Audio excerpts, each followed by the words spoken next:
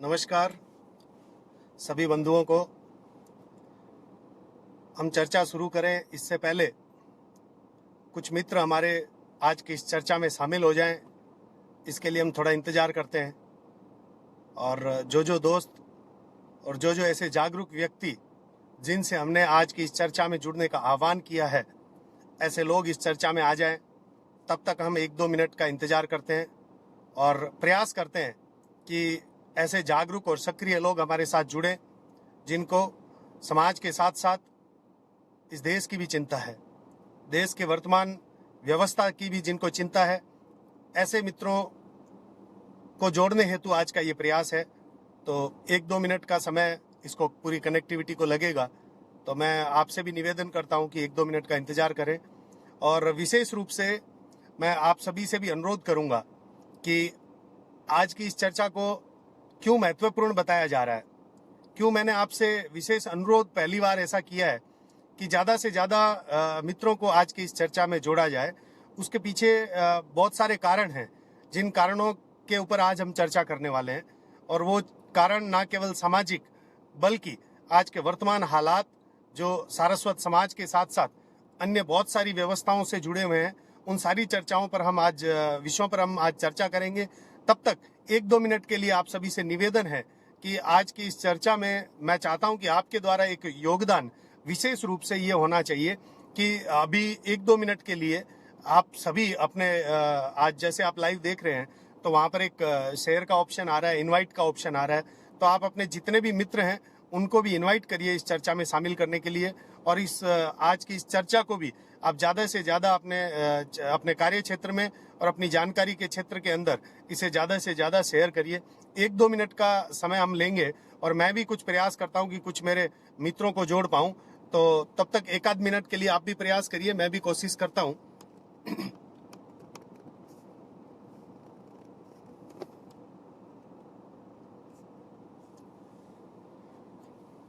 सबसे पहले इस भारतवर्ष के सभी सदस्यों को आज के इस हिंदू नववर्ष की हार्दिक शुभकामनाएं। 2075वां जो ये वर्ष है, ये आपके जीवन में ढेर सारी खुशियां लेकर आए, आपके जीवन में उत्तरोत्तर प्रगति आपको प्रदान करे, ऐसी मैं मंगल कामना माँ सरस्वती और भगवान शिव शंकर से आपके लिए करता हूं।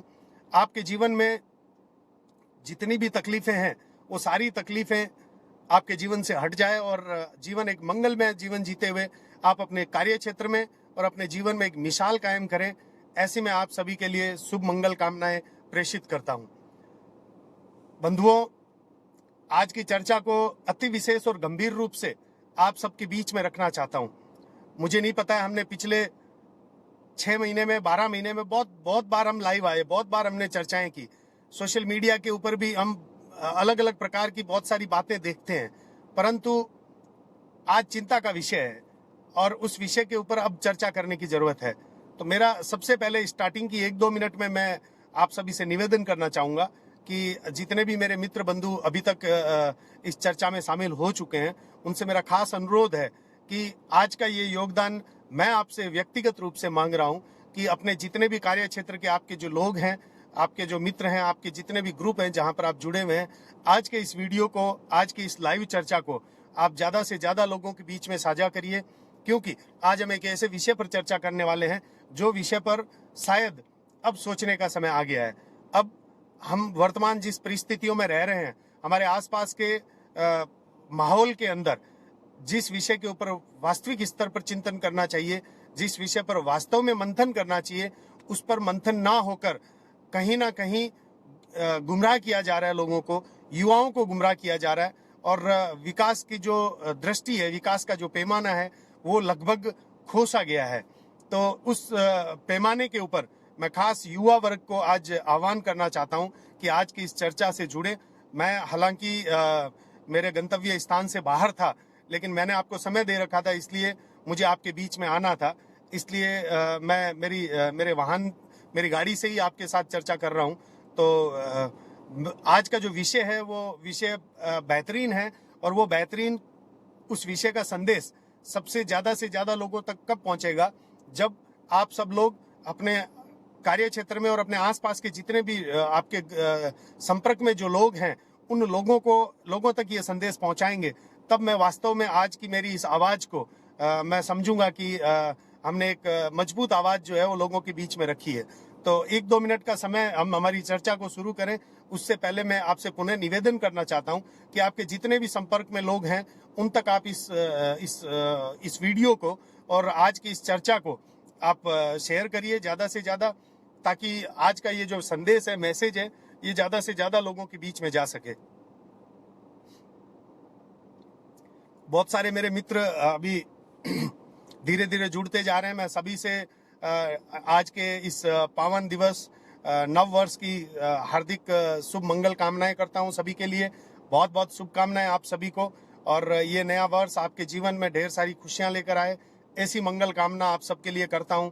और इस समाज के लिए, इस राष्ट्र के लिए अभी तक हमने क्या दिया है वो महत्व नहीं रखता है, लेकिन भविष्य में हमें बहुत कुछ अर्जित करना है, बहुत कुछ हमें इस समाज और इस राष्ट्र को देना है।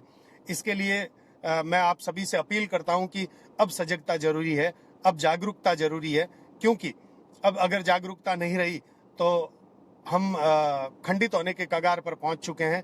और ये कहीं ना कहीं ऐसा लग रहा है कि युवा वर्ग का हक जो है वो इस संवैधानिक रूप से इस देश के सिस्टम्स के द्वारा छीना जा रहा है। तो इस संदर्भ में हम आज चर्चा करेंगे, और मैं चाहता हूं कि अब हो सकता है कि ज्यादा से ज्यादा मित्र जुड़ गए होंगे, और जो मित्र जुड़े हुए हैं वो इस चर्चा को अब अपने माध्यम से शेयर कर रहे होंगे, और आप करते रहिएगा। मैं बार बार अपील करूंगा वो अच्छा नहीं लगता है, लेकिन मैं चाहता हूं कि आज की इस चर्चा का संदेश जो है वो खास तौर पर ब्राह्मण समाज के बीच में, सारस्वत समाज के युवाओं के बीच में, और सारस्वत समाज और ब्राह्मण समाज से होते हुए राष्ट्र के उन नुमाइंदों और उन हुक्मरानों तक पहुंचना चाहिए जिन तक हम हमारा संदेश पहुंचाना चाहते हैं।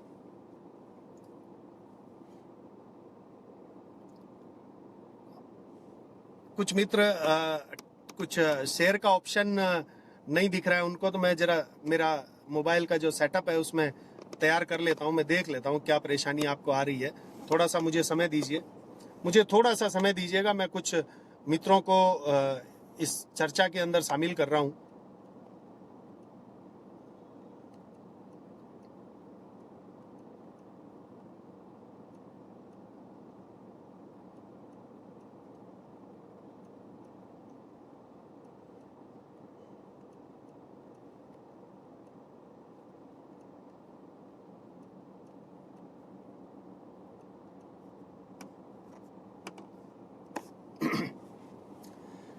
चलिए, अब ज़्यादा समय आपका नहीं लेते हुए, क्योंकि जो मेरे सहयोगी हैं, जो मित्र हैं, जो जागरूक व्यक्ति हैं, जो पहली सेकंड से हमारे साथ हैं, उनका भी समय बहुत कीमती है, बेशकीमती है।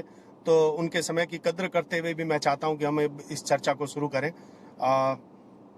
दोस्तों, पिछले काफ़ी समय से आप देख रहे होंगे कि सामाजिक ही नहीं, देश के अंदर भी बहुत बड़े बड़े लेवल पे जो है वो उठापटक चल रही है, उथल पुथल चल रही है।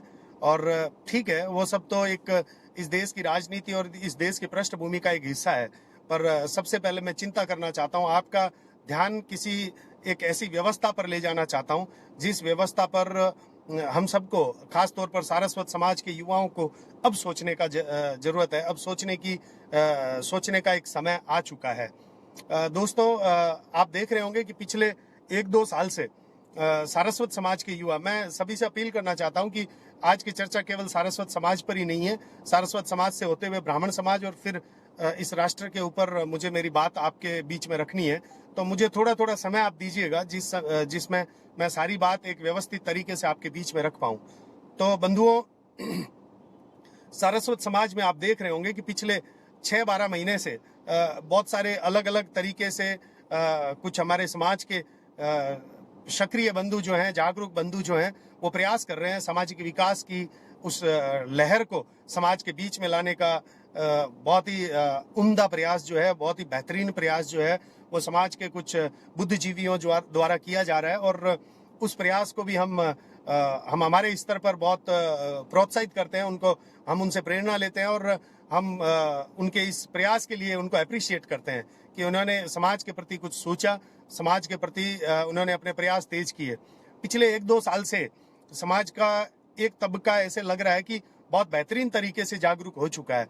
कभी कभी जब उनके कार्यकलापों और उनकी व्यवस्थाओं को देखते हैं तो ऐसे लगता है कि अब बहुत निकट भविष्य में समाज विकास के एक बहुत बड़े डगर पे होगा और सामाजिक विकास जो है उसमें सबसे पहले पायदान पे, उस पूरे भारत के अंदर सबसे पहले पायदान में अगर कोई समाज सबसे विकासशील होगा तो वो सारस्वत समाज होगा। ऐसा प्रतीत उनके कार्यों से होता है और ऐसा महसूस होता है कि उनके काम और उनके काम करने के तरीकों से ऐसे लग रहा होता है कि अब समाज बहुत जल्दी जो है वो विकास की गति पकड़ लेगा। इस बात को ध्यान में रखते हुए मैं आपका ध्यान केंद्रित करना चाहता हूं कि पिछले काफी समय से समाज के अंदर अलग अलग तरीके से कुछ संगठन जो है वो बहुत सक्रिय रूप से कार्य कर रहे हैं और उनके कार्यशैली पे, उनकी कार्यविधि पे हम किसी भी तरह का प्रश्न चिन्ह नहीं उठाना चाहते हैं। हम जो ध्यान आपके माध्यम से और आज इस चर्चा के माध्यम से ध्यान जो लोगों का हम जिस तरफ ले जाना चाहते हैं वो ये है कि आखिर युवा के बारे में आप क्या सोचते हो? समाज के उन बुद्धिजीवियों से मेरा ये सीधा सा सवाल है जो समाज के अलग अलग संगठनों में अलग अलग पदों पर बैठे हुए हैं।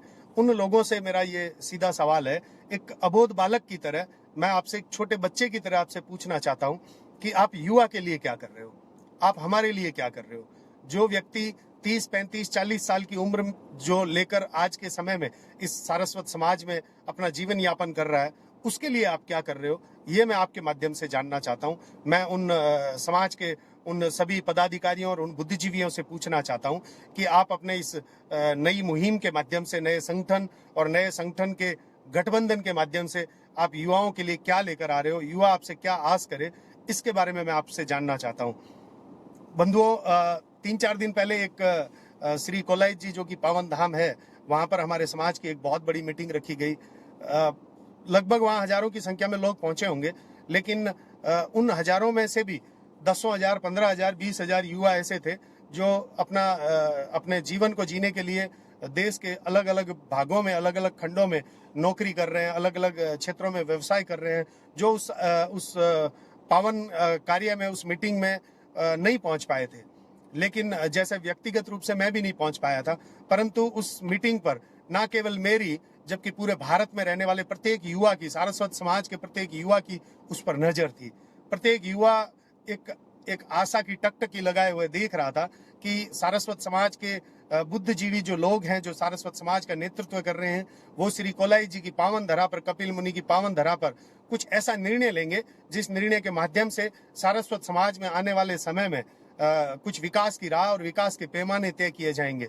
और सुबह से लेकर शाम तक, 15 तारीख का वो दिन था, और सुबह लगभग 9-10 बजे से लेकर शाम को 5-6 बजे तक, 7 बजे तक प्रत्येक युवा की नजर, भले वो कहीं भी पूरे भारत में रह रहा होगा, परंतु प्रत्येक युवा की जो नजर थी वो केवल और केवल सोशल मीडिया के माध्यम से या जो लोग वहां पहुंचे हैं उनके माध्यम से केवल यही जानने की इच्छा थी कि आखिर सारस्वत समाज के उस महासम्मेलन के अंदर, सारस्वत समाज की इस मीटिंग के अंदर, सारस्वत समाज के युवाओं के लिए संस्था या संस्था के बुद्धिजीवी या इस समाज के बुद्धिजीवी जो हैं वो क्या सोचते हैं, इसके ऊपर सबकी नजर थी। मेरी व्यक्तिगत रूप से मेरी भी नजर थी कि किस तरह से वहां पर कुछ नई चीजें निकल कर बाहर आती है।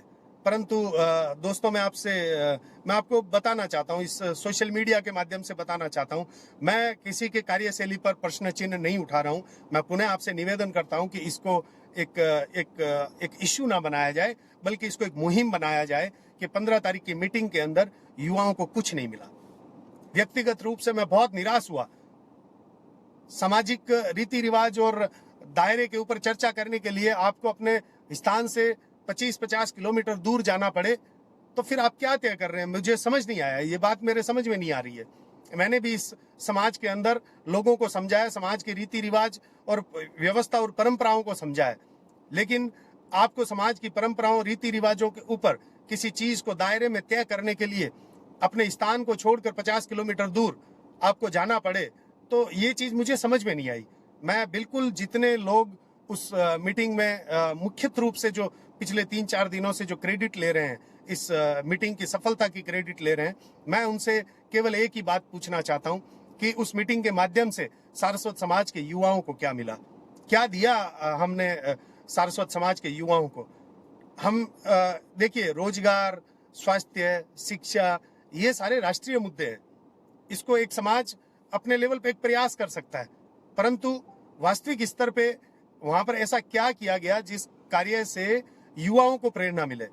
बंधुओं, बहुत बहुत अलग तरीके की बात मैं आपसे कहना चाहता हूं कि पूरे दिन भर जो युवा वहां पर बैठकर इस बात के लिए इंतजार करता रहा कि शाम तक कुछ ऐसे संवैधानिक रूप से कुछ बातें निकल कर आगे आएगी, जिन बातों के आधार पे वो अपने जीवन को आने वाले समय में अपनी भावी पीढ़ी और खुद के भविष्य को सुरक्षित कर पाएंगे। लेकिन बड़े दुख के साथ मैं कहना चाह रहा हूं कि ऐसा कुछ नहीं हुआ। शाम तक कुछ व्हाट्सएप के अंदर कुछ मैसेजेस आने शुरू हुए और उन मैसेजेस में जो कंटेंट थे, उन कंटेंट पे मैं बात नहीं करना चाहूंगा, क्योंकि वो कंटेंट हमारे समाज के रीति रिवाज हैं, हमारे समाज की प्रथाएं हैं, और उन प्रथाओं को सार्वजनिक उजागर करने का कोई मतलब नहीं है। जो प्रथाएं, जो परंपराएं पिछले 350 साल से इस सारस्वत समाज के अंदर विद्यमान है, उन परंपराओं में जब 350 साल पहले जो सुख सुविधाएं थी, जो व्यवस्थाएं थी हमारे बुजुर्गों के पास, और उन व्यवस्थाओं के आधार पे कोई पैमाना तय किया गया होगा, तो वो पैमाना आज के इस बदलाव की दृष्टि में बदलना चाहिए, और बदल रहा है, ऐसी कोई बात नहीं है। लेकिन उस प्रथा को, मैं उसको कुप्रथा भी नहीं कहूंगा, उस प्रथा को, उस रीति रिवाज को मैं उसको कुरीति भी नहीं कहूंगा, उस रीति रिवाज को एक दायरे में बांधना बिल्कुल गलत था। एक तरफ देश को आजाद हुए 70-75 साल हो रहे हैं और हम देश की आजादी के ऊपर जश्न मना रहे हैं, वहीं पर आप सोचिए कि सारस्वत समाज के गठन को भी 350 साल हो गए हैं, लेकिन ऐसा कोई शताब्दी हमने त्योहार या उत्सव नहीं मनाया जिस उत्सव के माध्यम से हम इस तरह का एहसास हमारे समाज के युवाओं को करवा सकें कि किस तरह से आप सारस्वत समाज के एक बंधु हैं। इस बात का आपको गर्व होना चाहिए, या एक प्रेरणा जो है आप किसी भी व्यक्ति से किस तरह से ले सकते हैं। सारस्वत समाज का युवा 15 मार्च 2018 को टकटकी लगाए बैठा था कि निश्चित रूप से कुछ ऐसे फायदे, ऐसी चीजें निकल कर बाहर आएगी जिन चीजों के माध्यम से हम उनका अनुसरण कर सकेंगे। परंतु हुआ क्या, कुछ ऐसी छोटी छोटी चीजें बांध दी गई। उन चीजों के ऊपर आप मंथन करके देखिए एक बार। आप पैसे के प्रदर्शन की बात करते हैं, देखिए मैं तो, आपको पता है, मैं बहुत मध्यम वर्गीय परिवार से हूं और ना मैं प्रदर्शन में आगे हूं, फिर भी पैसे के प्रदर्शन पे आप बात करते हैं। अगर आप किसी दायरे से बांध देना चाहते हैं, उस आपने जो नियम तय किए हैं 15 तारीख को, उन नियमों के आधार पे अगर समाज को बांध देना चाहते हैं, तो ये तो वही बात हो गई कि जिस तरह से भारतीय संविधान ने सामान्य श्रेणी और आरक्षित जाति को बांध रखा है। 80%, 90% वाला व्यक्ति अपनी योग्यता के आधार पर अपने नंबर लेकर आता है, परंतु 35% वाला कलेक्टर बन जाता है, और 90%, 80% वाला जो है वो व्यक्ति कुछ भी हासिल नहीं कर पाता। वही स्थिति समाज के अंदर पैदा करने का प्रयास किया जा रहा है। मैं पुनः कहता हूं, मैं धनवान नहीं हूं, मैं मध्यम वर्गीय परिवार से हूं, लेकिन इसी समाज में अगर कोई धनाढ्य परिवार से हैं, कोई धनाढ्य व्यक्ति हैं, तो अगर वो अपने पैसों का प्रदर्शन अपने किसी भी प्रोग्राम में और किसी भी व्यवस्था में करता है, तो हमें आपत्ति क्या है, बताइए मुझे। किस तरह की आपत्ति हम खड़ी कर सकते हैं? वो कैपेबल है, वो डिजर्व करता है, उसकी क्षमता है, करने दीजिए ना, क्या फर्क पड़ता है उससे। लेकिन आप उसको किसी दायरे में बांधकर वही व्यवस्था लागू कर रहे हैं जो व्यवस्था 1947 में इस देश को आजाद होते समय डॉक्टर BR अम्बेडकर ने इस संविधान को दी थी। तो फिर उस संविधान की व्यवस्था और हम जिस व्यवस्था को साथ में लेकर चल रहे हैं, उसमें फर्क क्या रह गया? इस सारस्वत समाज में, पवित्र समाज के अंदर जो 350 साल पहले जो व्यवस्थाएं तैयार की गई थी, वो बहुत सोच समझ कर की गई थी, और उसका अनुसरण हमें करना है। निश्चित रूप से आने वाली हमारे जीवन काल में, मैं ज्यादा तो नहीं कहूंगा, लेकिन मैं मेरे जीवन काल के अंदर सामाजिक व्यवस्था, जो प्रथाएं और जो रीतियां हमारे समाज के बुजुर्गों ने तय की थी, उन रीतियों को हम कभी नहीं तोड़ेंगे। मैं कभी नहीं तोड़ूंगा, ना मैं टूटने दूंगा। लेकिन इसका मतलब ये तो नहीं कि समाज के प्रत्येक वर्ग के दायरे को मैं किसी व्यवस्था के अंदर बांध के रख दूंगा। आज इस 21वीं सदी में, जहां चारों तरफ शिक्षा का पूरा व्यवस्था जो है वो चरम सीमा पर है, उस समय पर इस तरह के फैसले लाना हमारी शिक्षा के ऊपर सवाल उठाता है। आप विचार करिएगा कि जब कोई पैसे का जब कोई प्रदर्शन करता है, तो आप एक आज मेरी बात जो मैं आपको कहने जा रहा हूं वो मुझे नहीं पता इस चर्चा के बाद में उसके ऊपर किस तरह की प्रतिक्रियाएं आएगी, लेकिन मैं आपके बीच में मेरी बात को रखना चाहता हूं। आज अगर कोई पैसे का प्रदर्शन करता है, आप पता करिएगा कि वो पैसे का प्रदर्शन करने वाला, खासतौर पे मैं इस बात को बहुत जोर दे के कहना चाहता हूं कि आज के समय में इस सारस्वत समाज के अंदर जो पैसे का प्रदर्शन करता है, क्योंकि ये सारी व्यवस्थाएं क्यों बांधी गई है, पैसे के प्रदर्शन को रोकने के लिए। तो पैसे का प्रदर्शन करने वाले व्यक्ति की शिक्षा के आंकड़े का आप एक बार आंकलन कर लीजिएगा। इस बात को मैं जोर देकर आपको कह रहा हूं। जो पिछले 5 साल में, पिछले 10 साल में, पिछले 3 साल में, पिछले 2 साल में जो पैसे का प्रदर्शन हुआ है ना, प्रदर्शन करने वाले के शिक्षा के पैमाने का आंकलन कर लीजिएगा आप। और मैं दावे के साथ कहता हूं कि उसमें शिक्षित वर्ग जो होगा वो 10% होगा। 90% लोग ऐसे हैं जिन्होंने पैसे का प्रदर्शन भी किया है, लेकिन शिक्षा के मामले में बिल्कुल जीरो है। वो उन्होंने शिक्षा में कभी भी कोई योगदान नहीं दिया। आज युवा चाहता क्या है? समाज के अंदर शिक्षा की कोई व्यवस्था नहीं है। हम बात करते हैं कि जब कोई भी बच्चा पढ़ने लिखने के लिए उसको पैसे की जरूरत होगी, आर्थिक रूप से हम उसको मदद करेंगे। ये क्या कर रहे हो आप? एक व्यक्ति जो हम ब्राह्मण जाति से हैं, सारस्वत ब्राह्मण हैं, हम स्वाभिमान जाति से हैं, और आप उसको एक ऐसे दायरे से बांध कर रखना चाहते हो। मुझे 4-5 दिन पहले व्हाट्सएप की चर्चा के माध्यम से पता चला, एक समाज के अंदर एक प्रतिष्ठावान युवा है आज की डेट में, जो बहुत बड़े पद पे है आज की डेट में, और मुझे व्हाट्सएप के ग्रुप से माध्यम से पता चलता है कि इस युवा को एक संस्था ने कुछ मदद की होगी 2-4 साल पहले, और बात आई गई हो गई, नहीं पता चला किसी को। लेकिन 4 दिन पहले उस बात को सोशल मीडिया पे पूरी तरह से उछाला जा रहा था। क्यों उछाला जा रहा था? जब एक दूसरे के सहयोग करने की बात आई, हमने ये किया था, हमने वो किया था, हमने उसको सहयोग किया था, हमने उसको सहयोग किया था। आप क्या समझते हैं, समाज का युवा आपके पास इसलिए मदद मांगने को आएगा कि 2-4 साल बाद आप उठकर उसी का गुणगान करें, सार्वजनिक करें उसके नाम को? कतई नहीं आएगा। समाज का युवा ब्राह्मण जाति से है, स्वाभिमान जाति से है। हम किसी भी तरह से हम चाहते हैं कि ये सुनियोजित तरीके से कोई ऐसी परिपाटी समाज के अंदर तैयार हो जिसमें एक युवा आशा की दृष्टि से देख सके। मैं बहुत गहरी नजर से, बहुत पढ़े लिखे लोग भी उस प्रोग्राम में कुछ पहुंचे थे, उनके वक्तव्य को भी मैं देख रहा था, सुन रहा था। बहुत सारे ऐसे लोग थे जो वहां नहीं पहुंच पाए किसी कारणवश, उनके भी विचार में जानना चाह रहा था। पिछले 2-3 दिन से मैं देख रहा था कि देखते हैं लोगों के विचार क्या आते हैं। मैं आपको बताना चाहता हूं बंधुओं, पहली बात तो यह है कि सारस्वत समाज इस सृष्टि का सबसे मजबूत और सबसे शिक्षित समाज है।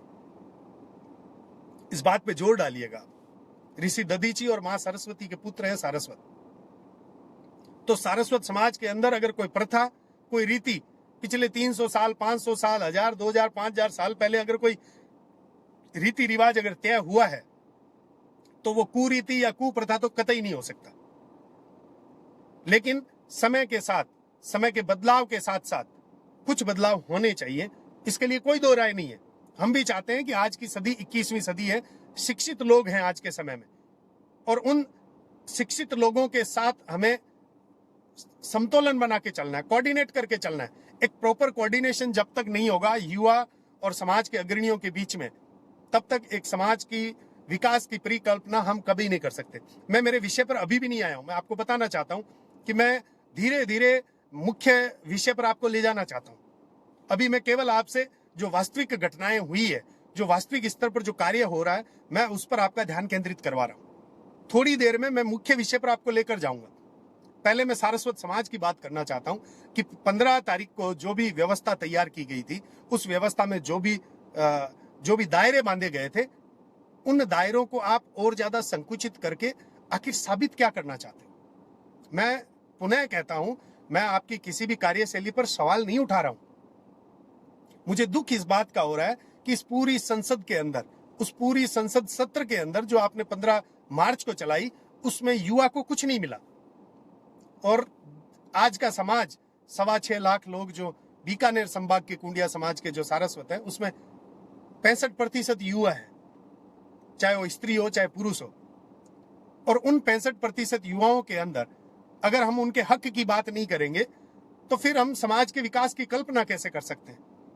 और जो घटक थे, जिन घटकों पे आपने अपने दायरे तय किए, उन घटकों को समझने के बाद, पढ़ने के बाद इस बात का तो भरोसा हो गया कि वास्तव में कोई प्रयास नहीं किए गए, जिस प्रयास के माध्यम से युवा एक पुनः आने वाले समय में आशा कर सके। बंधुओं, मैं उस कार्यशैली को बिल्कुल भी निष्फल नहीं ठहरा रहा हूं। मेरा निवेदन यह है कि वो जो कार्य हो रहा है वो होना चाहिए, लेकिन उसके साथ साथ युवाओं के बारे में भी कुछ सोचना चाहिए। आज का देश युवाओं का देश है। भारतीय सरकार और इस भारतीय संविधान के अंदर, इस पूरे भारत के अंदर प्रत्येक जाति अपने संवैधानिक अधिकार के लिए लड़ रही है, अपने संवैधानिक योगदान के लिए, सहयोग के लिए संघर्ष कर रही है। तो फिर ये सारस्वत समाज या ब्राह्मण समाज पीछे क्यों है? इसमें इस बात पे गौर करने की जरूरत है। मैं धीरे धीरे मेरे विषय पर आ रहा हूं और मैं आपके माध्यम से इस विषय पर आना चाहता हूं।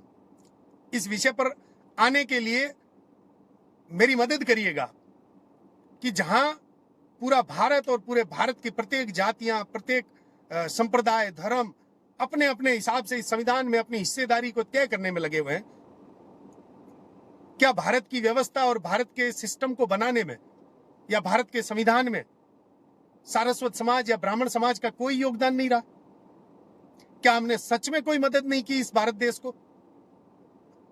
और अगर हमने मदद की है तो पिछले 70 सालों में, पिछले 75 सालों में, और जो 15 तारीख को भी जो चर्चा की गई है, उस चर्चा में हमने जो सहयोग किया है, हमने जो मदद की है, उसके बारे में बात क्यों नहीं हुई?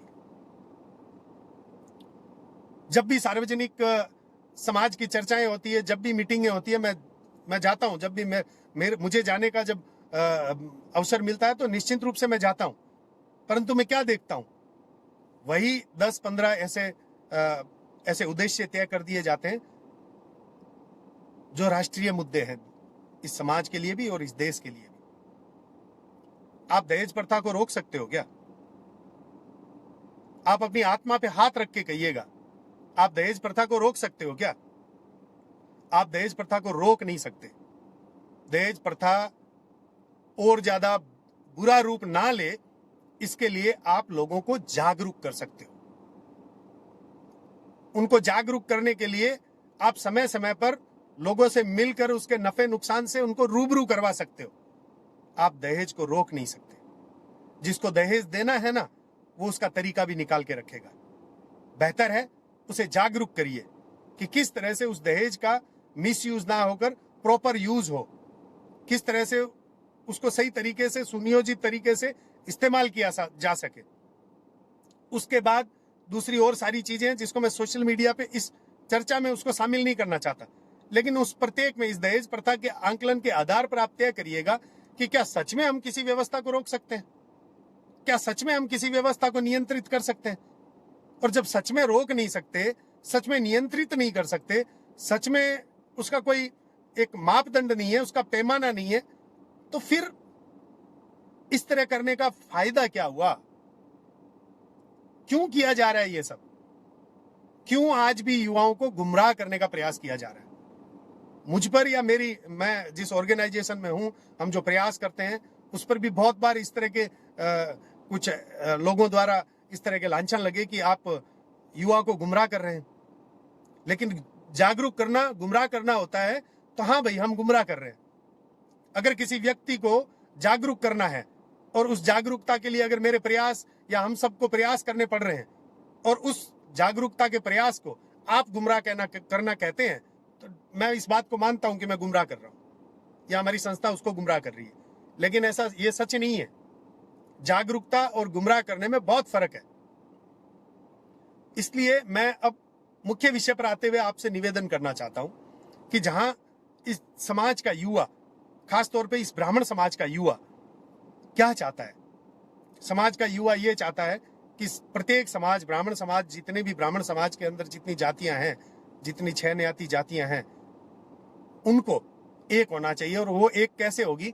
जब आप अलग अलग उपखंडों में जो जातियां हैं, सारस्वत है, पारीक है, खंडेलवाल है, दादीच है, गोड़ हैं, ये जितनी भी जातियां हैं, ये जातियां अपने अपने लेवल पर एक हों। और वो एक होकर युवा क्या चाहता है, मैं उस पर आपका ध्यान आपको लेकर जाना चाह रहा हूं। ये सारी जातियां एक होकर इस भारत सरकार से, इस वर्तमान सरकार से हुक्मरानों से जिनको हम वोट देते हैं, जिनके हम मतदार हैं और हमारा लोकतांत्रिक अधिकार है, ऐसे आयोग का निर्माण, ब्राह्मण समाज आयोग का निर्माण क्यों नहीं कर पाए हम लोग? आज के समय में पूरे संविधान से लेकर पूरे भारत की विधानसभाओं में कम से कम प्रतिशत अगर गिने तो 20 से 25% ऐसा नेतृत्व करने वाले लोग हैं जो ब्राह्मण जाति से हैं। परंतु मुझे बड़ा दुख होता है कि आज भी हम ब्राह्मण समाज का कोई आयोग गठित नहीं कर पाए।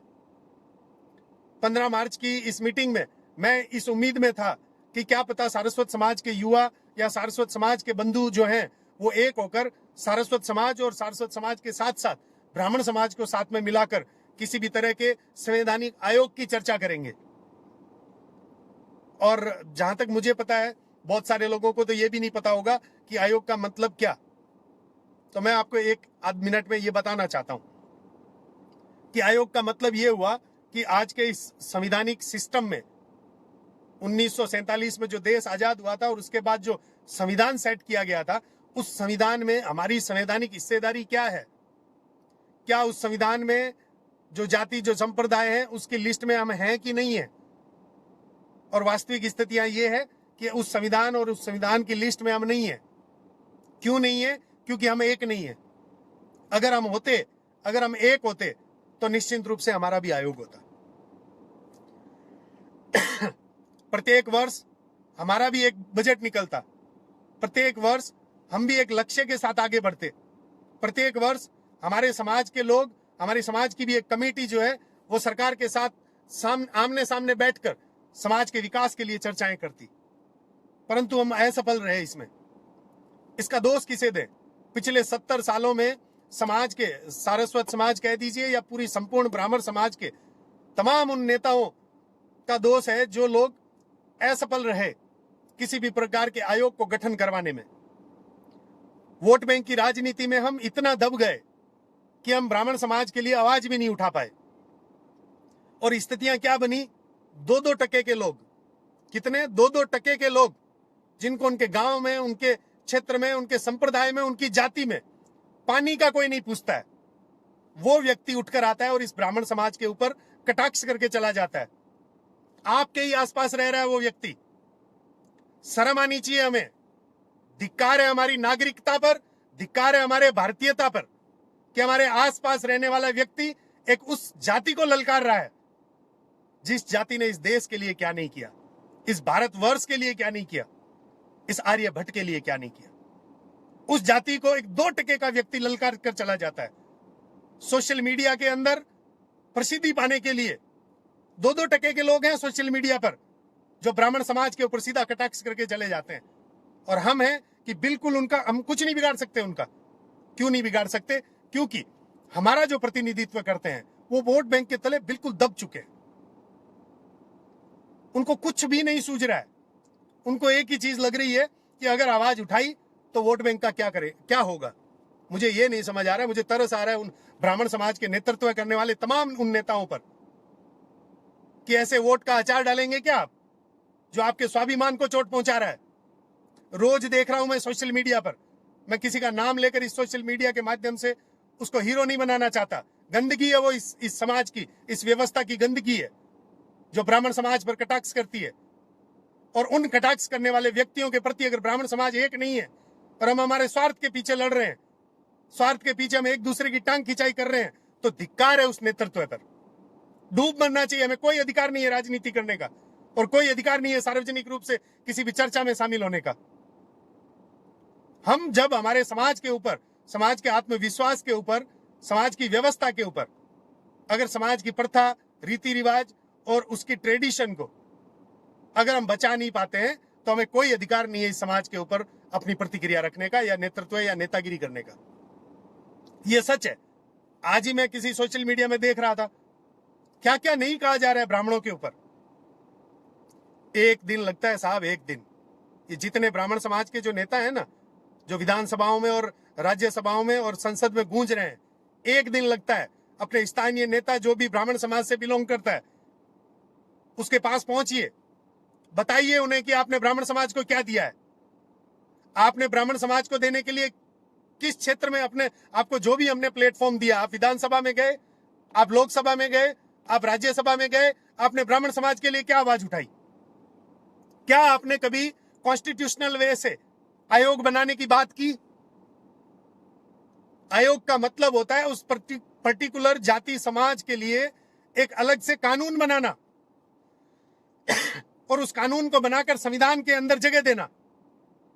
मैं यहां जातिगत के कोई टिप्पणी नहीं करना चाहता हूं, परंतु नाई समाज, दर्जी समाज, छोटे छोटे समाज, मैं उनको सलाम करना चाहता हूं आज की इस चर्चा के माध्यम से कि उनका नेतृत्व करने वाले लोग जो है वो जिंदा है, जिंदा दिल है वो लोग जिन्होंने अपनी समाज का आयोग तो कम से कम सरकारों से, हुक्मरानों से गले में हाथ डाल के निकलवा लिया। और मैं ब्राह्मणों के ऊपर कोई प्रतिक्रिया नहीं देना चाहता, परंतु ब्राह्मण समाज के अंदर जो नेतृत्व कर रहे हैं, जो नेतागिरी कर रहे हैं, जो सूखी नेतागिरी कर रहे हैं, उनको ललकारते हुए कहना चाहता हूं कि आपने इस समाज को कुछ नहीं दिया। अपने स्वार्थ को सिद्ध करने के लिए आपने इस समाज को एकदम गर्त में धकेल कर रख दिया। आप संवैधानिक पद्धति को नहीं बदलवा सके पिछले 70-75 सालों में। देश के अंदर जो बदलाव की बयार है, जितने भी वेतन आयोग से लेकर किसी भी तरह की बात होती है, कोई भी प्रकार का सरकार से लेकर बजट का कोई भी प्रावधान होता है, आप विचार करिएगा, आप भले टीवी पर देखते होंगे, न्यूज़पेपर में पढ़ते होंगे, आपको लगता होगा देश के अंदर फायदा हुआ है, बजट में बेनिफिट हुआ है, तो ब्राह्मण समाज को भी हो रहा है। कतई नहीं होता है। जब तक आपका आयोग नहीं है, कॉन्स्टिट्यूशनल आपकी हिस्सेदारी नहीं है इस संविधान के अंदर, आपको किसी भी तरह का फायदा नहीं मिलेगा बंधुओं। बरगलाया जा रहा है आपको, और उसके लिए आपको एक ही काम करना होगा। आपके आसपास, आपके क्षेत्र में जितने भी ब्राह्मण लोग हैं जो प्रतिनिधित्व कर रहे हैं आपका, और ऐसे लोग जो खास तौर पर विधानसभा में जा रहे हैं, लोकसभा में जा रहे हैं, राज्यसभा में जा रहे हैं, गिरेबान पकड़िए उनकी, पूछिए उनको कि पिछले कितने साल से आप विधानसभा में जा रहे हैं, पिछले कितने समय से आप राज्यसभा और लोकसभा में जा रहे हैं, क्यों आपने आवाज नहीं उठाई ब्राह्मण समाज के आयोग के लिए? क्या आपका बिल्कुल भी किसी भी प्रकार की कर्तव्य नहीं बनता है आपका ब्राह्मण समाज के लिए? जिस समाज से आप आते हो उस समाज का ऋण भी नहीं चुका पा रहे हो आप। हम संवैधानिक हिस्सेदारी चाहते हैं और हमें कुछ नहीं चाहिए। इस देश के अंदर कम से कम 300 आयोग हैं, 300 जातियां हैं इस देश के अंदर। जब एससीएल फाउंडेशन का गठन हुआ था, जिस एनजीओ को कुछ बंधु पानी पी पी कर कोस रहे हैं, मैं एक मेरा अनुभव आपके साथ साझा करना चाहता हूं कि जब इसका गठन हुआ था तब मुझे तकरीबन 5 या 6 मई 2015 को मुझे एचआरडी मिनिस्ट्री में बुलाया गया। उस समय एचआरडी मिनिस्टर स्मृति ईरानी जी थी। मुझे वहां बुलाया गया क्योंकि मैंने एक पत्र व्यवहार किया था उनके साथ, और उस पत्र व्यवहार के बाद में मुझे वहां प्रत्यक्ष रूप से बुलाया गया। मुझे लगा कि मंत्री साहिबा खुद मिलेगी और मैं अपनी पीड़ा उनके सामने व्यक्त कर सकूंगा, लेकिन ऐसा ये सच नहीं हुआ। उस मंत्रालय से सीनियर लोग मुझसे मिले, और जब चर्चा चली, मैंने प्रस्ताव क्या रखा था? मैंने प्रस्ताव ये रखा था उनके सामने, मैंने जो पत्र दिया था, पत्र व्यवहार में मैंने साफ साफ लिखा था कि पिछले 20 साल से, मैं अभी 32-33 वर्ष की उम्र का हूं, तो पिछले 20 साल का मैं कह सकता हूं, जब से मैंने समझ पकड़ी है तब से मैं देख रहा हूं, देवी देवताओं की कथाओं से लेकर तीसरी चौथी के पाठ में जब भी कोई कहानी लिखी जाती है, उस कहानी में यह बताया जाता है कि एक फला गांव था, उसमें एक दरिद्र ब्राह्मण रहता था, एक धनवान बनिया रहता था, और एक ताकतवर क्षत्रिय रहता था। एक फला गांव था, उसमें गरीब ब्राह्मण रहता था, निर्धन ब्राह्मण रहता था, कमजोर ब्राह्मण रहता था। मुझे एक बात बताइए कि हम कमजोर हैं, निर्धन हैं, गरीब हैं, हम कुछ भी होंगे, सिस्टम को क्या अधिकार है ये बात कहने का? सिस्टम इस पे कैसे आवाज उठा सकता है? मैंने जो पत्र व्यवहार किया था, मेरे पास उसका रिकॉर्ड है, मुझे वापस रिप्लाई भी आया था एचआरडी मिनिस्ट्री से। तो उस पत्र में मैंने ये कहा था कि आप बनिए को धनवान बनाते हो, हमें कोई दिक्कत नहीं है, बनाइए आप बनिए को धनवान, लक्ष्मी पुत्र है वो। आप क्षत्रिय को बलवान, हिम्मतवर, ताकतवान बनाते हैं, बनाइए, हमें कोई दिक्कत नहीं है, लेकिन आप ब्राह्मण को निर्धन, कमजोर या दरिद्र मत कहिए। आप ब्राह्मण को अगर कहते हैं तो विद्वान कहिए, और विद्वान आपसे नहीं कहा जाता है तो खाली ब्राह्मण कहिए, लेकिन दरिद्र, निर्धन, ये सब चीजें आपको कहने का कोई अधिकार नहीं है। और मैं इस बात को मानता हूं, मुझे थोड़ी सफलता मिली इसमें, और एचआरडी मिनिस्ट्री ने इसको पूरी तरह से अपनी एग्जीक्यूशन में लेते हुए मुझे भरोसा दिलाया कि 2018-19 के पाठ्यक्रम में ब्राह्मण शब्द के आगे से निर्धन या गरीब शब्द हटा दिया जाएगा, क्योंकि 2 से 3 साल की जो पाठ्यक्रम सामग्री है वो प्रिंट हो चुकी होती है। ये बात मैंने आपके बीच में क्यों रखी है? ये एक आम आदमी को, एक आम व्यक्ति को ये नौबत क्यों आई? वो इसलिए नौबत आई कि जब भी हम सार्वजनिक जीवन में कहीं जाते हैं, आप नोट करिएगा, अपने जीवन काल में जो मेरी उम्र के हैं उन लोगों ने वास्तविक स्तर में इस बात को महसूस किया होगा कि हम जब कभी जाते हैं और वहां पर 4 लोग अलग अलग जातियों से होते हैं, और जब जाति का परिचय देने की बारी आती है कि आप, तो बोले हमारे साथ एक मित्र है, वो अगर बनिया है तो वो कहेगा मैं अग्रवाल हूँ या मैं बनिया हूँ, एक जना कहेगा मैं राजपूत हूँ, और आप जैसे ही कहेंगे ना मैं ब्राह्मण हूँ, उसकी नजर जो है वो आपको पूरे को स्कैन करेगी, आपकी बॉडी स्कैन करेगी। वो आपकी चप्पल से लेकर आपकी चोटी तक पूरी स्कैनिंग होगा आपका। क्यों होगा वो स्कैनिंग? वो आपकी औकात को देखेगा कि ये दरिद्र निर्धन या किस में आता है, या कुछ चंद लोग जो है वो धनवान है या उस धनवान की श्रेणी में आता है। ऐसी नौबत क्यों आई? क्यों उसने औरों के बजाय, बनिया अगर निर्धन भी था तो उस पर ध्यान नहीं दिया उसने, लेकिन ब्राह्मण शब्द आते ही उसने हमको स्कैन किया? ऐसी स्थिति आई क्यों? ऐसी स्थिति हमने पैदा की है, हमारा नेतृत्व करने वाले लोगों ने पैदा की है। लेकिन अब उन नेतृत्व करने वाले लोगों की चोटी पकड़ने का समय आ गया है। हिसाब मांगिए, देखिए नहर, नदी, नाले, सड़क, प्याऊ, जो भी आपके विकास के जो रास्ते हैं वो तो उनको बनाने ही पड़ेंगे, क्योंकि उनको हिसाब देना पड़ रहा है। आज मीडिया से लेकर प्रत्येक विपक्ष से लेकर हर व्यक्ति वर्तमान सरकार से सवाल जवाब कर रहा है। आपने क्या किया, कैसे किया, सड़क कितना किलोमीटर पर डे बनाई आपने गरीबी हटाई कि नहीं हटाई, आपने किसानों को क्या फायदे दिए, महिलाओं को आपने क्या फायदे दिए, शिक्षा के ऊपर आपने क्या कार्य किया। इन बातों को तो विपक्ष के लोग पूछने के लिए तैयार है। आपको जो चीज पूछनी है वो ये पूछनी है कि आपने ब्राह्मण समाज को क्या दिया। वास्तविक स्तर पर ब्राह्मण समाज आपसे जो उम्मीद करता था, वो उम्मीद ये थी कि संवैधानिक रूप से हिस्सेदारी इस संविधान में हमारी होनी चाहिए। डॉक्टर BR अम्बेडकर ने जो संविधान लिखा है, उस संविधान में हम हमारा अधिकार चाहते हैं, और वो अधिकार क्या होगा कि हम हमारी सहभागिता चाहते हैं उसमें। और वो सहभागिता कब होगी? जब इस पूरे देश और इस पूरे सिस्टम में 200 से ज्यादा आयोग बने हैं, तो एक ब्राह्मण समाज का भी आयोग बनना चाहिए। इस भारतीय अर्थतंत्र व्यवस्था के अंदर ब्राह्मण समाज के प्रति भी एक बजट प्रत्येक वर्ष रिलीज होना चाहिए, और उस बजट के माध्यम से शिक्षा पे भी पैसा खर्च होना चाहिए, स्वास्थ्य के ऊपर अस्पतालें बननी चाहिए, और रोजगार के साधन खड़े होने चाहिए।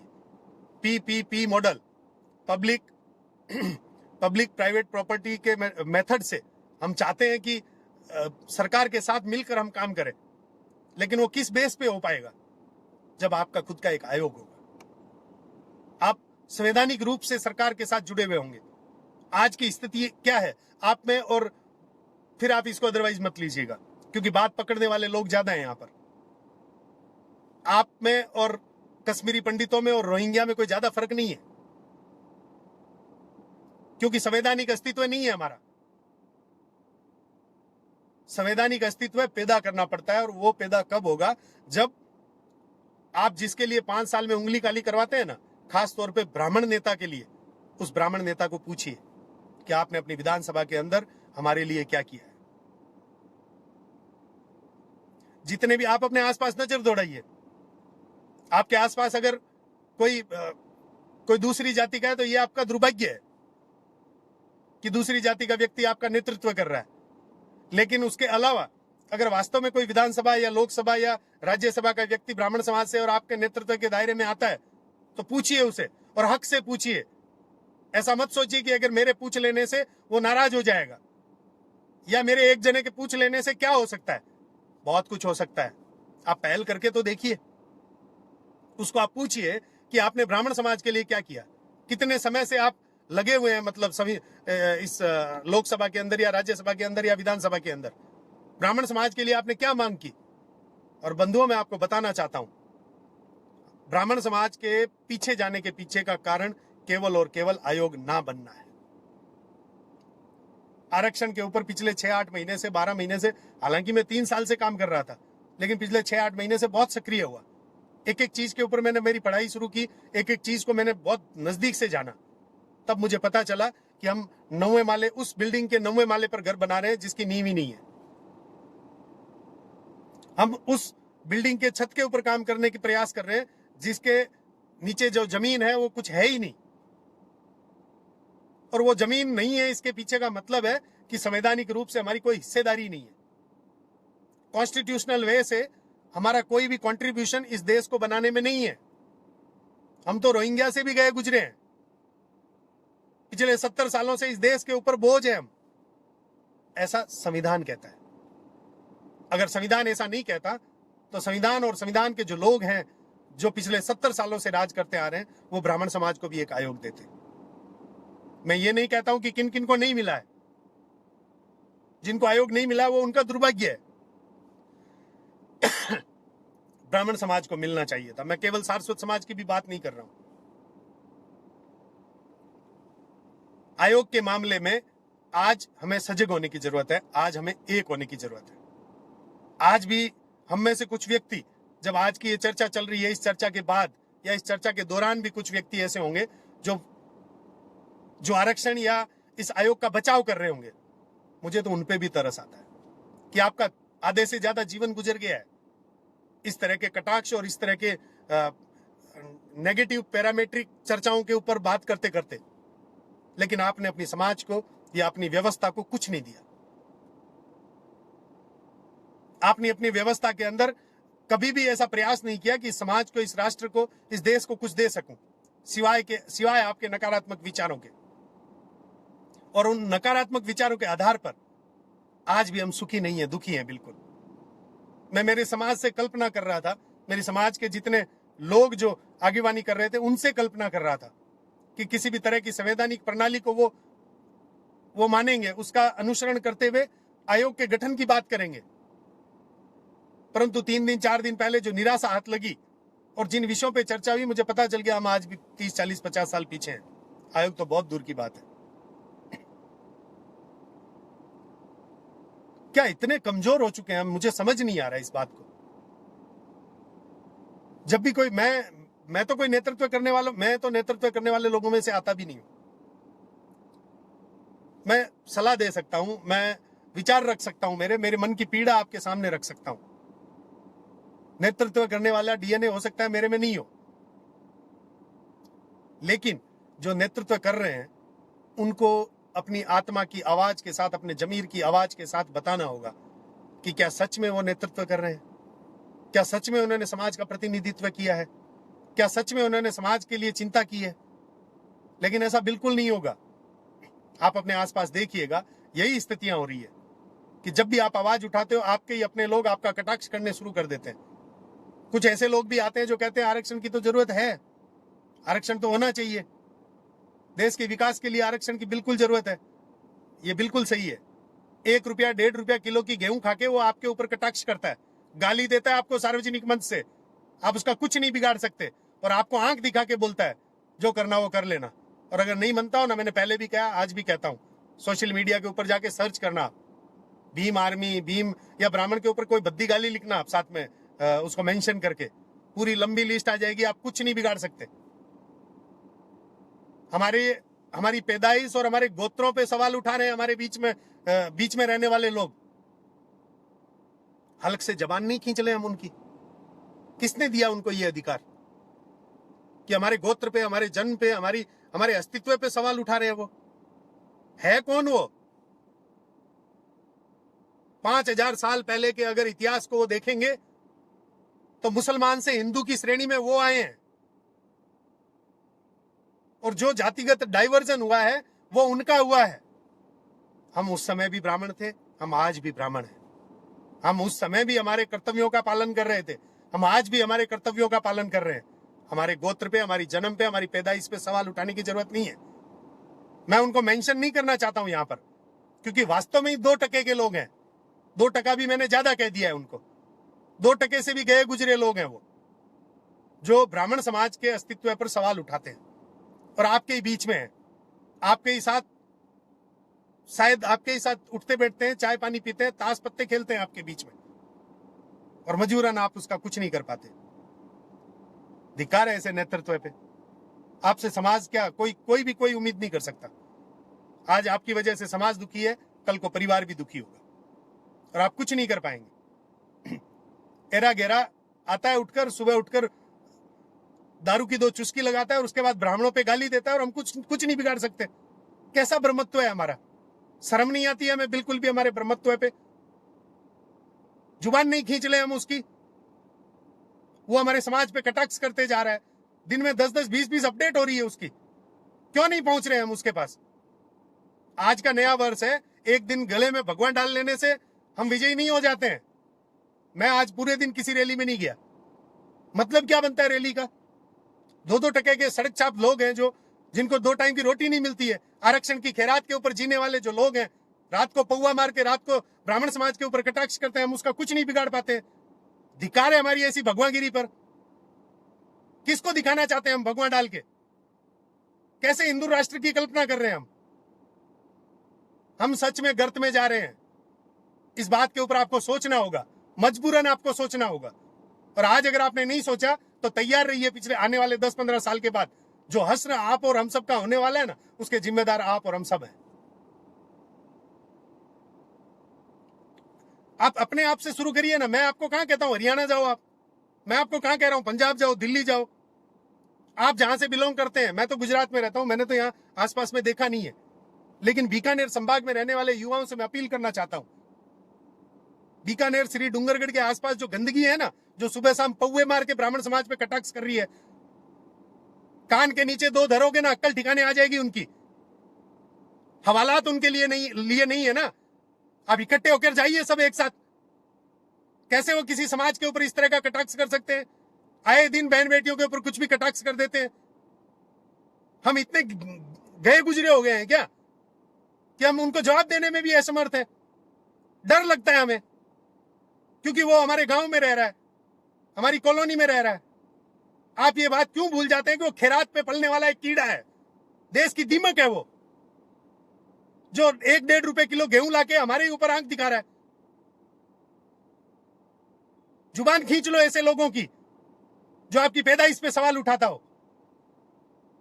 ये जीवन हमें हमारे कर्मों के आधार पे मिला है। उसकी या उसकी आने वाली पीढ़ी या गई हुई पीढ़ी का कोई योगदान नहीं है हमारे इस जीवन के लिए। इस जीवन के लिए हमने हमारा योगदान दिया है। हमारे कर्मों के आधार पर हमने ब्राह्मण जाति में जन्म लिया है और ये सबसे स्वाभिमान जाति है जिसका मैं गर्व करता हूं। इंडिया टीवी पे भी मैंने हार्दिक पटेल के सामने ये बात कही कि मैं उस जाति से संबंध रखता हूं जो ब्राह्मण जाति है, स्वाभिमान जाति है। हम खैरात पे पलने वाले लोग थोड़े ही है। और खैरात पे पलने वाले लोग जो है वो आए दिन मुंह उठाकर हमें गाली दे देते हैं। और होता क्या है, वहां से सीधा का सीधा हमारे ऊपर मुझे स्क्रीनशॉट भेजे जाते हैं, आप कुछ करिए। अरे मैं क्या करूंगा? आपका भी तो जिम्मेवारी बनता है। सब मिलकर प्रयास क्यों नहीं करते?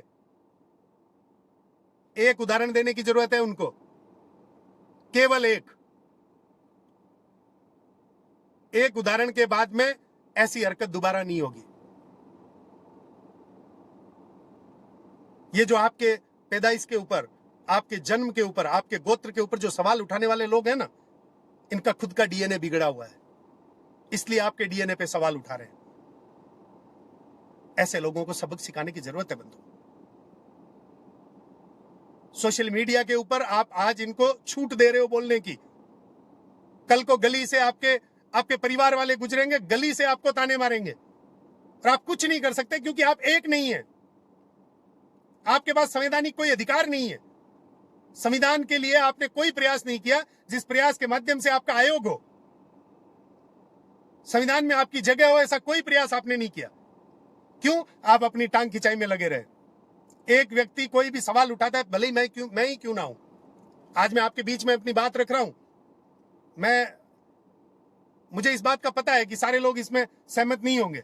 आज बहुत सारे लोग इस चर्चा को सुन रहे हैं, सुनने के बाद में इसका नेगेटिव पॉइंट भी रखेंगे। वो मुझे नेतागिरी नहीं करनी है। 22 अक्टूबर के प्रोग्राम के बाद, लूनकरण सर के बाद मैं नहीं गया हूं वहां पे, और वहां की राजनीति, वहां की नेतागिरी आपको मुबारक हो, मुझे जाना भी नहीं है। करिए आप, लेकिन ब्राह्मण समाज के अधिकार के लिए, हक के लिए, सारस्वत समाज के अधिकार के लिए, हक के लिए ये लड़ाई जारी रहेगी। पहुंचोगे आप भी नहीं अगर आप अपने स्वार्थ को लेकर चलोगे तो। क्योंकि हम पहुंचने नहीं देंगे आपको। जितने प्रतिनिधि आपके आमने सामने आसपास जितने लोग हैं उनको साथ लीजिए और ऐसे लोगों के यहाँ दबीस करिए, रात आधी रात को दबीस करिए। 200-400 लोगों को लेकर जाइए उनके घरों में, जो लोग दारू पी के मुंह उठा के सीधा ब्राह्मण समाज पे कटाक्ष कर रहे हैं। जब किसी गांव किसी क्षेत्र में 100 लोगों की बारात लेकर उसके घर पे जाओगे ना, उसकी नहीं उसके पूरे परिवार की, उसके खानदान की अकल ठिकाने आ जाएगी। लेकिन हो क्या रहा है? कुछ नहीं। हम उसके स्क्रीनशॉट लेते हैं, सोशल मीडिया पे चढ़ाते हैं, हो गया हमारा प्रतिशोध। 4 गालियां निकाल दी, गलत गलत शब्द कह दिए हमने, उसके माता पिता को गलत शब्द कह दिए हमने, उसको गंदी नाली का कीड़ा कह दिया। फिर उसमें और हमारे में फर्क क्या है? ऐसा नहीं करना है आपको।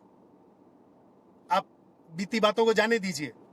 आजकल के ही 1-2 स्टेटस है, आप मेरे से मांग लीजिएगा। अगर हिम्मत है, आज की मेरी चर्चा कब सार्थक गिनूंगा मैं?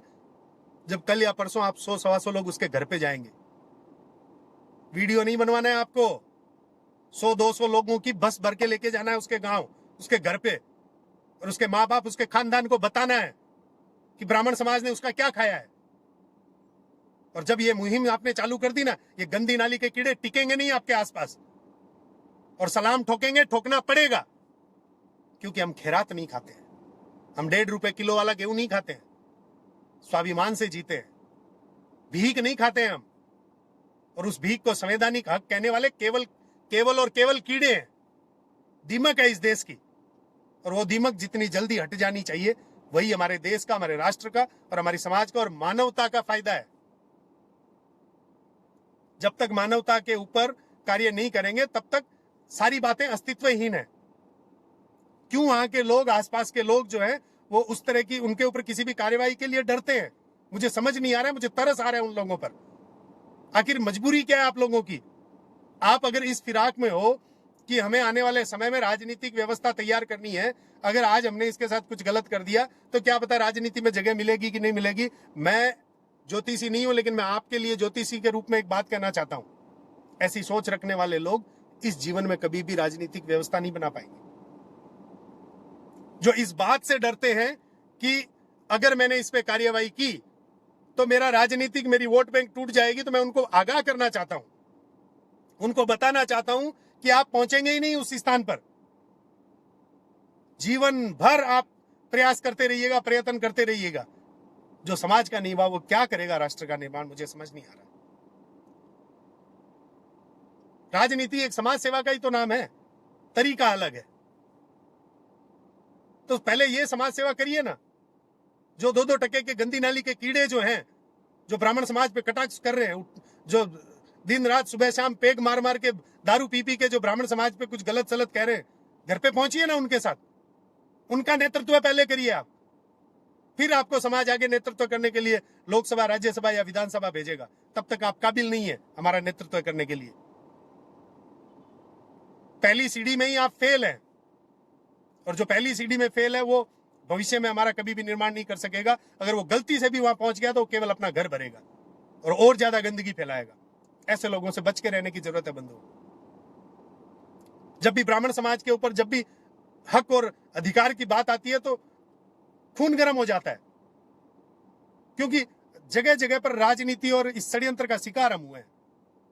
सबसे पहले 1947 में हमको वहां की वर्तमान व्यवस्था, जो कि पहले से ही चली आ रही थी, उस व्यवस्था ने हमें खड्डे में धकेला। उसके बाद संविधान ने ऐसी परिपाटी तैयार कर दी जिस वजह से हमें कुछ नहीं मिला। आज 2018 हो गया है, उस 2018 में भी अगर हम अधिकार और हक के लिए लड़ रहे हैं तो धिक्कार है हमारी राजनीति पे, धिक्कार है हमारी इस सिस्टम के अंदर हमारी सहभागिता पर। ऐसे सिस्टम का, ऐसी व्यवस्था का आप बहिष्कार क्यों नहीं करते? अलग क्यों नहीं हो जाते ऐसे सिस्टम से? और अलग होने का मतलब ऐसा नहीं है कि आप इस देश की नागरिकता त्याग कर दें। इस संविधान का सबसे बड़ा ढांचा है इलेक्शन, चुनाव। बहिष्कार कर दीजिए चुनाव के अंदर। किसी भी पार्टी या किसी भी व्यवस्था को हम तब तक समर्थन नहीं करेंगे जब तक वो हमारे स्वाभिमान की लड़ाई में हमारा साथ नहीं दे। छोटे से छोटा मैटर, दलित का एक लड़का देश को कुछ गलत कहते हुए पीटा जाता है और उसको राष्ट्रीय न्यूज बना दिया जाता है, राष्ट्रीय चैनल उसको कवर करने उसके घर पे पहुंच जाते हैं। क्यों? वो वोट बैंक है और ब्राह्मणों पे आए दिन कटाक्ष हो रहे हैं, लेकिन कभी भी कोई समाचार नहीं बना। उन्हें पता है, वर्तमान सरकार और हुक्मरानों को पता है कि इनके लिए और कोई रास्ता नहीं है, ये घूम फिर के यहीं आ जाएंगे। एक बार प्रयास तो करके देखिए, ऐसे लोगों का बहिष्कार करिए जो आपकी मुसीबत में आपके साथ खड़े नहीं हो। कोई जरूरत नहीं है हमें ऐसे लोगों की, जो लोग मुसीबत में हमारे साथ नहीं है। आप अपनी लड़ाई खुद स्वयं लड़िए। तकलीफ के समय में मैं आपको बताना चाहता हूं, मेरा अनुभव भी है, तकलीफ के समय में कोई आपके हाथ आड़े नहीं आता है। अवसरवादी होते हैं वो लोग जो तकलीफ के समय में एक पतली गली से निकल जाते हैं। सावधान रहिएगा ऐसे लोगों से। बहुत दुख देते हैं ऐसे लोग आपके जीवन में, क्योंकि ऐसे लोग ऐसी मिट्टी के ही बने होते हैं। जब तक आप उसका भला करेंगे, जब तक आप उसके लिए काम करेंगे, जब तक आप उसके स्वार्थ को सिद्ध करने के लिए प्रयासरत रहेंगे, तब तक आपका झंडा उठा के घूमेंगे, आपकी जय जयकार करेंगे, आपकी हाँ में हाँ मिलाएंगे। जिस दिन उसे लगा कि आज हमारा काम हमारा काम पूरा होने वाला नहीं है, हमारा स्वार्थ सिद्ध होने वाला नहीं है, उस दिन बहुत पतली गली से निकल जाएंगे वो, चाहे शरीर में कितने भी मोटे क्यों ना हो, सबसे पतली गली से वो पलायन कर जाएंगे। जरूरत नहीं है ऐसे लोगों की हमारे जीवन के अंदर। खुद संबल होकर जीवन जीने का संकल्प पालिए अपने आप के अंदर कि खुद खड़े होकर जीवन यापन करेंगे। किसी के सहारे पर ये जीवन नहीं जिएंगे। और ये संबलता आप लोगों के अंदर आ गई ना बंधुओं, उसके बाद इस ब्राह्मण समाज, इस सारस्वत समाज को विकासशील होने से कोई नहीं रोक सकता। मैं केवल एक ही बात कहना चाहता हूं कि जितने भी ऐसे बंधु हैं जो सार्वजनिक रूप से समाज विकास के अंदर प्रयासरत हैं, उनसे मेरी एक अपील है, एक निवेदन है कि जब भी इकट्ठे हों तो हमारे रीति रिवाज, हमारी प्रथा और हमारे सिस्टम के ऊपर सवाल ना उठाएं, उनको किसी दायरे में बांधने का प्रयास ना करें। देश आजाद है, प्रत्येक व्यक्ति का अपना एक अधिकार है। अगर कोई पैसे का प्रदर्शन कर रहा है, कुछ गलत कर रहा है, तो वो उसकी शिक्षा की कमी है, समाज की गलती नहीं है वो। इसलिए उस चीज को बांधने का प्रयास ना करिए। आपको अगर करना है तो संवैधानिक रूप से इस देश के सिस्टम में हमारी सहभागिता कैसे हो सकती है, उस पर प्रयास करिए। ऐसे लोगों से आप मिलिए, उन लोगों से पूछिए कि हम ब्राह्मण जाति से हैं, हमारा दोष क्या है, कसूर क्या है, वो तो बताइए। आखिर हमने गुनाह क्या किया है जिस गुनाह की बदौलत हमें संवैधानिक अधिकार नहीं दिया गया है, संवैधानिक रूप से हमारी सहभागिता नहीं है, कॉन्स्टिट्यूशनल वे में हमारी कोई कलम नहीं है। आखिर कसूर क्या है हमारा? मैं ये नहीं कहूंगा कि पिछले 70 सालों में किसी ने प्रयास नहीं किए होंगे, प्रयास किए होंगे, लेकिन वो भी थक गए होंगे प्रयास करके। वो इसलिए थक गए होंगे क्योंकि उन्होंने हमारी एकता देख ली होगी। हम केवल टांग खिंचाई में एक हो सकते हैं। नकारात्मक व्यवस्था के अंदर अगर हमें मीटिंग रखनी हो, अगर लाइव आना हो, कोई चर्चा रखनी हो, आप एक स्टेटस डाल के देख लीजिए, भीड़ लग जाएगी वहां पर। लेकिन अगर सकारात्मक रूप से आगे बढ़ने की बात आएगी तो सारे के सारे किनारे होते हुए दिखेंगे हमें। इस व्यवस्था में जी रहे हैं। थोड़ी तो चिंता करिए आने वाली पीढ़ी की।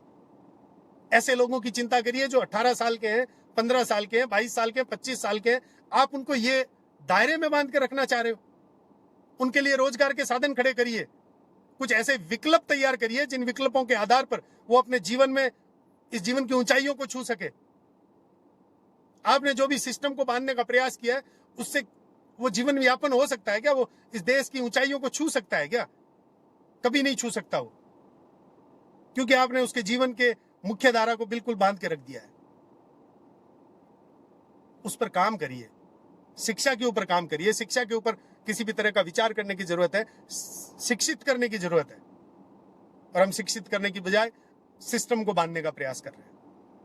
मैंने पहले भी मेरी एक चर्चा में बात की थी, आज पुनः आपके बीच में कहना चाहता हूं। ब्राह्मण समाज ने, मुझे नहीं पता है क्या खोया क्या पाया, लेकिन जो सबसे अहम चीज जो खोई वो थी गुरुकुल पद्धति।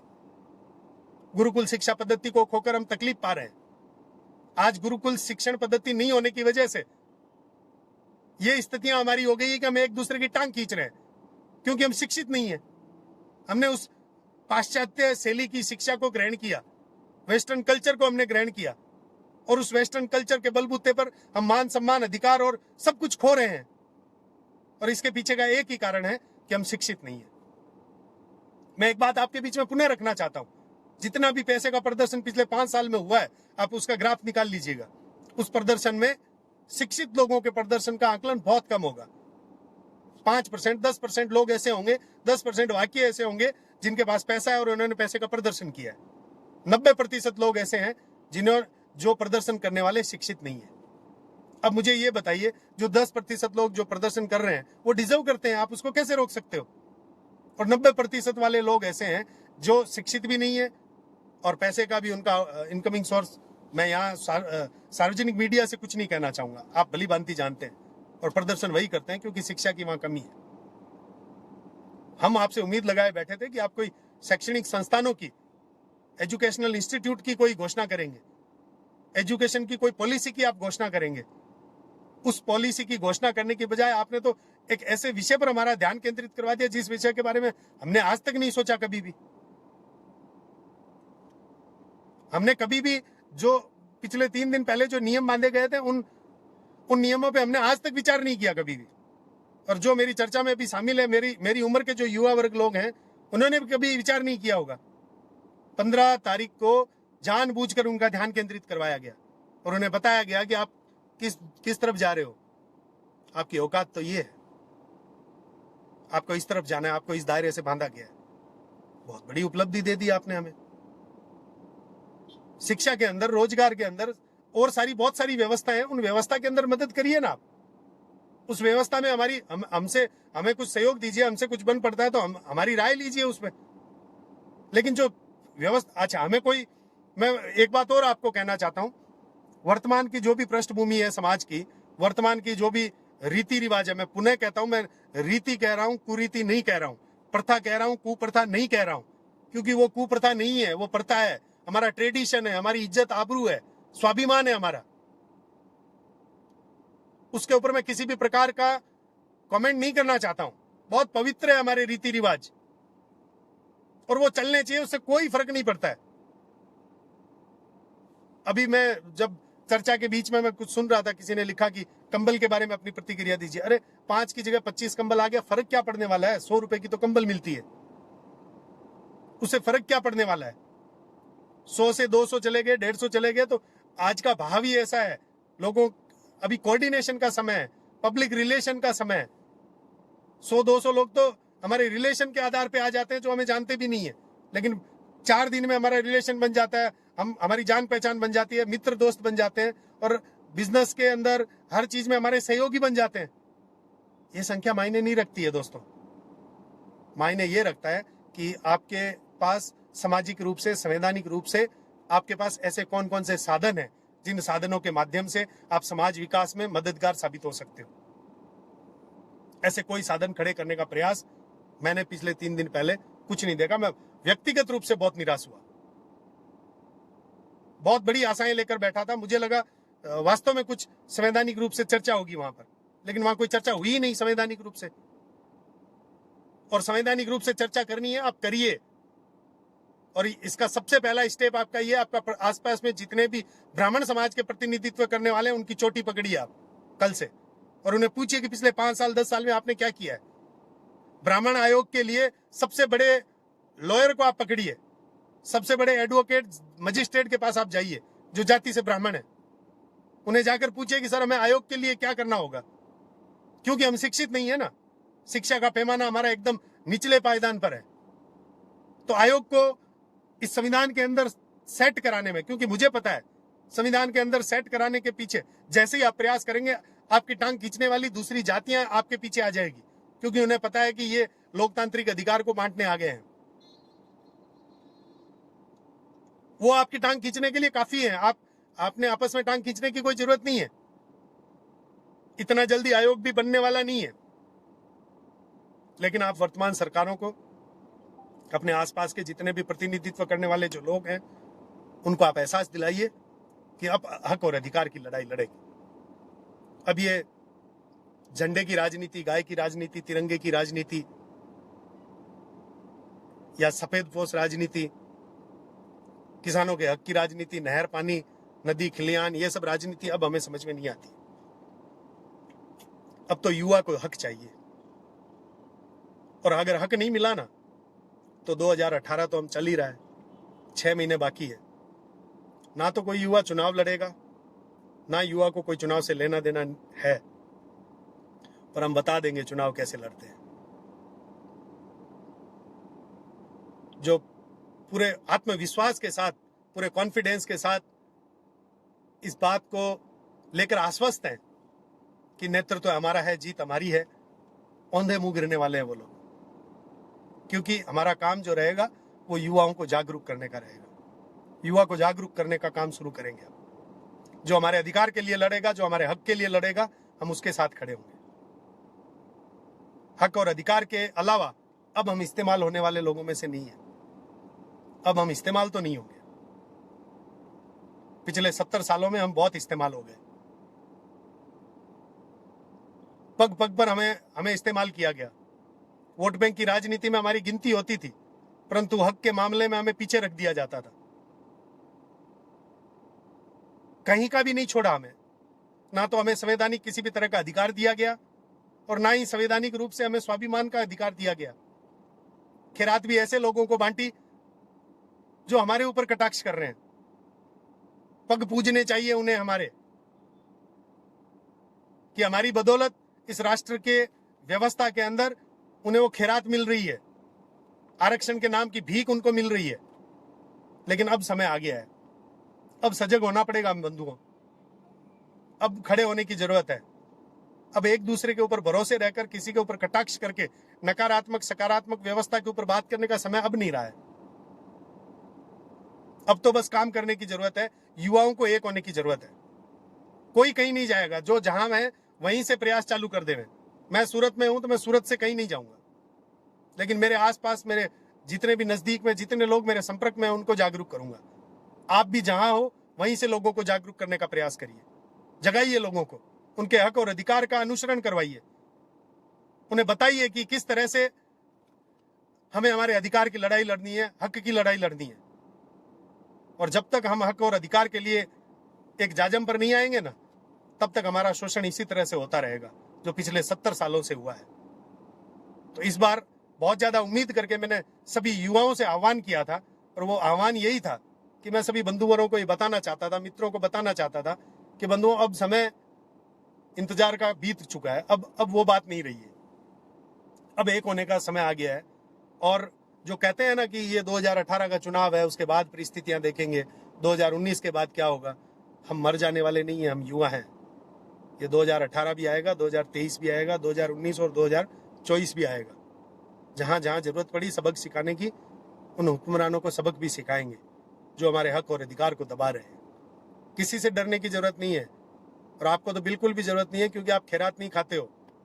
अपने बलबूते पर कमाकर अपने घर पे आप गेहूं पहुंचा रहे हो। किसी हक और अधिकार के आधार पर नहीं चल रहे हो आप। इसलिए कहीं भी घबराने की जरूरत नहीं है। और आज आपने मुझे समय दिया, इसके लिए बहुत बहुत धन्यवाद आपका। वास्तव में मुझे बड़ा अच्छा लग रहा है कि आपने अपना कीमती समय मुझे दिया। मुझे नहीं पता मुझे बोलते हुए कितना समय हो गया है, परंतु मुझे बहुत अच्छा लगा आप सबके बीच में मेरी बात रखने का मुझे सौभाग्य प्राप्त हुआ। बंधुओं, 10 तारीख को सूरत में SCL फाउंडेशन की तरफ से हमने एक आयोजन रखा था, मैं भारत हूँ। वो आयोजन हमने जाति धर्म संप्रदाय से हटकर एक अलग तरीके का आयोजन रखा था, जिसमें हम प्रत्येक व्यक्ति से ये कहलवाना चाहते थे कि मैं हिंदू, मुस्लिम, सिख, ईसाई या किसी जाति धर्म या आरक्षित ना होकर मैं केवल भारत हूँ। और एक भारत के प्रति क्या जिम्मेदारी बनती है वो उसको सोचनी चाहिए। 2.5-3 घंटे का सेशन चला। डॉक्टर सुब्रमण्यम स्वामी इसके मुख्य वक्ता थे। बहुत शानदार और बहुत अद्भुत ये प्रोग्राम रहा था, और जिसका हमने लाइव कवरेज भी किया था पूरे चैनलों के माध्यम से, सोशल मीडिया के चैनलों के माध्यम से। समय समय पर आपके पास इस तरह की जानकारी आप पहुंचती रहेगी। हमारे प्रयास आप तक पहुंचते रहेंगे। अब हम चुप रहने वालों में से नहीं है। हमारे प्रयास हम जहां भी रहेंगे वहां से जारी रखेंगे। आप अपना प्यार इसी तरह से मुझ पर बनाए रखिएगा। इसी तरह से आपका स्नेह और आशीर्वाद मुझ पर बना रहे, यही मैं आपसे मंगल कामना करता हूं। आने वाले समय के भी हमारा पूरा चार्ट बना हुआ है। उस चार्ट के आधार पर जागरूकता के अलग अलग प्रोग्राम जो है वो आने वाले दिनों में होने वाले हैं। मैं इस बात को यहाँ पुनः दोहराता हूँ कि हो सकता है कि हमारा आयोजन या मुझे राजस्थान हम नहीं आ पाए, लेकिन गुजरात में पूरे साल का शेड्यूल तय हो गया है।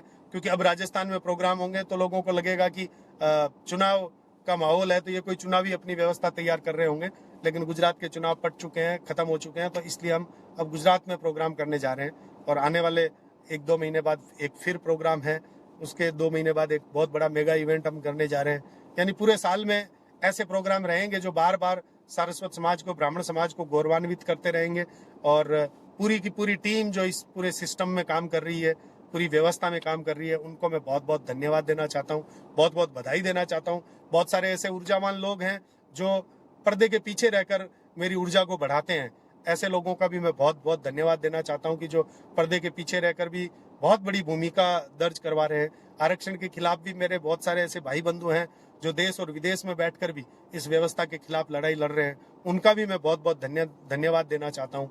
और खास तौर पे आने वाले समय में मैं आप सबसे अपील करना चाहता हूँ कि अब एक होने का समय आ गया है, अब पीछे रहने का समय नहीं है। इसलिए आप सभी से विनम्र निवेदन है मेरा कि जब भी आह्वान का समय आए, जब भी नेतृत्व का समय आए, जब भी चुनाव का समय आए, अभी 6 महीने बाद चुनाव होने वाले हैं, तो अपने हक और अधिकार के लिए आप खुद अपने बलबूते पर यह तय करिएगा कि आपको किसके साथ रहना है और किस तरह से जाना है। मैं एक ही चीज चाहता हूं, हक और अधिकार की लड़ाई सर्वमान्य होनी चाहिए। हक और अधिकार के लिए ही हमें लड़ना है।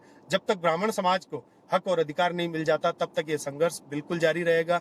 और हम समय समय पर मिलते रहेंगे पुनः। और अभी थोड़े दिन बाद सूरत के अंदर एक बहुत बड़ा प्रोग्राम जो है वो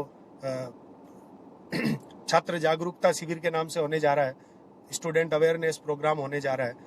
और उसके बाद में भी बहुत सारे ऐसे प्रोग्राम कुछ बड़े लोगों के सानिध्य में और उनकी व्यवस्था के अंदर हम आयोजित करने जा रहे हैं। उन लोगों के बीच में इस तरह के प्रोग्राम आयोजित करने का मुख्य मसौदा यही है कि उनको पता चलना चाहिए कि युवा जागरूक हो चुका है, सारस्वत समाज जागरूक हो चुका है, ब्राह्मण समाज जागरूक हो चुका है। ये एहसास कराने के लिए हम समय समय पर उनको बुलाते रहते हैं और बाकी आप सबका सहयोग भी रहता है। मैं आपसे पुनः एक निवेदन और करना चाहूँगा कि आज की बात को मैंने बहुत संजीदगी और बहुत गंभीरता से रखा है, तो मैं चाहता हूँ कि ज़्यादा से ज़्यादा लोगों तक मेरी ये बात पहुँचनी चाहिए। तो ज़्यादा से ज़्यादा लोगों तक मेरी इस बात को पहुँचाने में मेरी मदद करिएगा और ज़्यादा से ज़्यादा लोगों तक मेरी इस बात को पहुँचाइएगा। आपके प्यार और स्नेह के लिए पुनः पुनः बहुत बहुत धन्यवाद। और पुनः इस हिंदू नववर्ष 2075 की मैं बहुत बहुत शुभकामनाएं आपको देता हूं।